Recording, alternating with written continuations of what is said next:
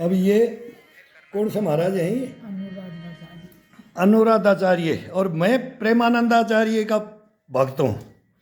वो आज के युग में, इस सतयुग में, मैं उनका वो प्रवचन में सुनता हूँ, उनकी बातें सुनता हूँ तो मैं उनसे मोटिवेट होता हूँ।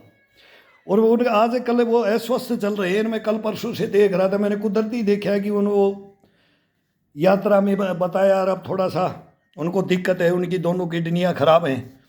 तो मैं इनको बोल रहा था कि मैं किडनी देने के लिए तैयार हूँ प्रेमानंद जी महाराज को।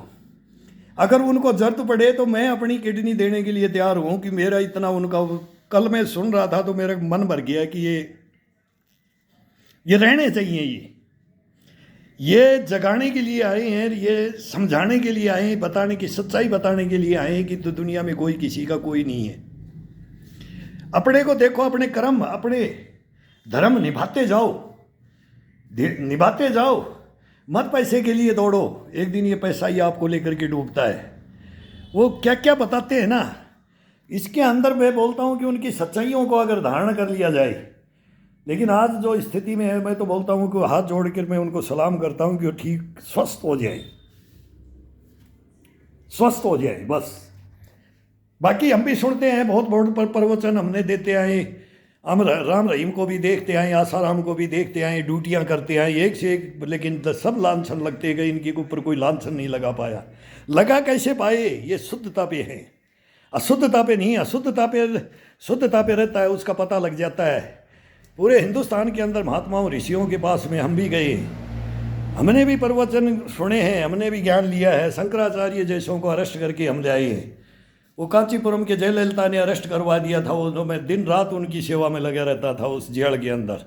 शंकराचार्य जेल में है और जवान उनसे बातें कर रहे हैं, हम बैठते नहीं थे, खड़े होकर के हम रात भर काट दिया उनसे कि आपका टाइम कैसे पास हो, आप इस जेल के लायक नहीं, लेकिन अब क्या किया जाए।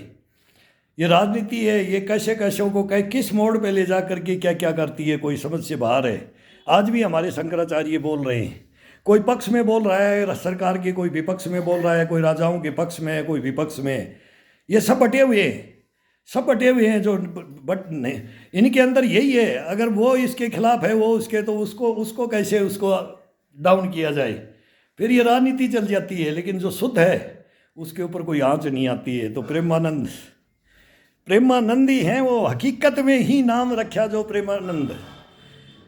तो ये अनुभूतियाँ, उनका जागरूकपना और उनको सुनना, ये मिलेगा नहीं। मैं तो बोलता हूँ कि अगर किडनी की ज़रूरत पड़े तो मैं देने के लिए तैयार हूँ उनको। यहाँ तक मैं इन घर पे बात करते हैं कि भाई ये कैसे बोले, किससे बोले, देने के लिए बहुत दुनिया तैयार है। पता नहीं मेरे से पहले भी कोई बोला हो, लेकिन मैं तहे दिल से बोलता हूँ कि मेरी दोनों किडनियाँ शुद्ध हैं।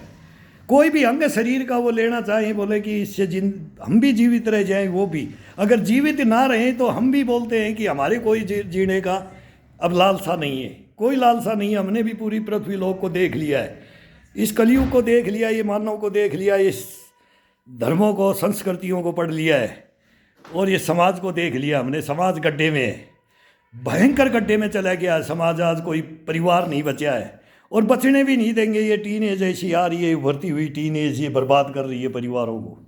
कोई किसी की कोई धर्म घर नहीं बसाना चाहता, धर्म नहीं निभाना चाहता, कर्म नहीं करना चाहता है। वो हमारा समाज बन गया है।